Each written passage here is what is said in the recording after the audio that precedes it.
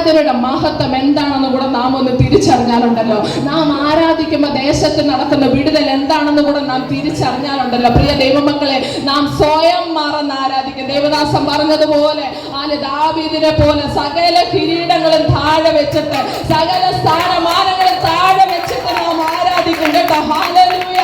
അങ്ങനെയെങ്കിൽ ഇന്ന് പകൽക്കാലം ഹല്ലേലൂയ, ദൈവം തന്നതെല്ലാം ദൈവത്തിന്റെ കാൽ കീഴിൽ സമർപ്പിച്ചുകൊണ്ട് ആരാധിക്കാൻ നാം തയ്യാറാവുകയാണെങ്കിൽ ദൈവത്തിന്റെ മഹത്വം നീ കാണുക. ഹല്ലേലൂയ. എല്ലാവർക്കും പരിചിതമായ ഈ വചനം ഹല്ലേലൂയ. അർദ്ധരാത്രിക്ക് പൗലോസും ശീലാസും പ്രാർത്ഥിച്ച് ദൈവത്തെ പാടി സ്തുതിച്ചപ്പോൾ തടവുകാർ ശ്രദ്ധിച്ചുകൊണ്ടിരുന്നു. ആരാ? തടവുകാർ ശ്രദ്ധിക്കും. നാം ഇവിടെ പാടി സ്തുതിക്കുമ്പോ ആര് ശ്രദ്ധിക്കും? സാത്താന്റെ തടവറയിൽ കിടക്കുന്ന പലരും ശ്രദ്ധിക്കുമെന്നേ.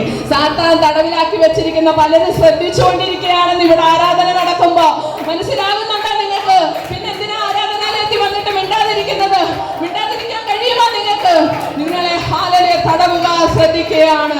സാത്താൻ തടഞ്ഞു വെച്ചിരിക്കുന്ന ചിലതിന്റെ മേലെ അവരുടെയൊക്കെ ശ്രദ്ധ ഇങ്ങോട്ട് വരുന്നുണ്ടെന്ന ദൈവാത്മാവ് പറഞ്ഞത് കേട്ടോ. ഹല്ലേലൂയ. സമയത്തിന്റെ പോരായ്മ കൊണ്ട് ഞാൻ വേഗത്തിൽ പറയുകയാണ്. പെട്ടെന്ന് വലിയൊരു ഭൂകമ്പം ഉണ്ടായി. കാരാഗ്രഹത്തിന്റെ അടിസ്ഥാനം കുലുങ്ങി.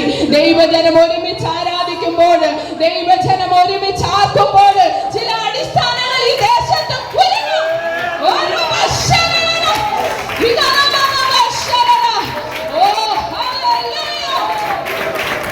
Jesus, thank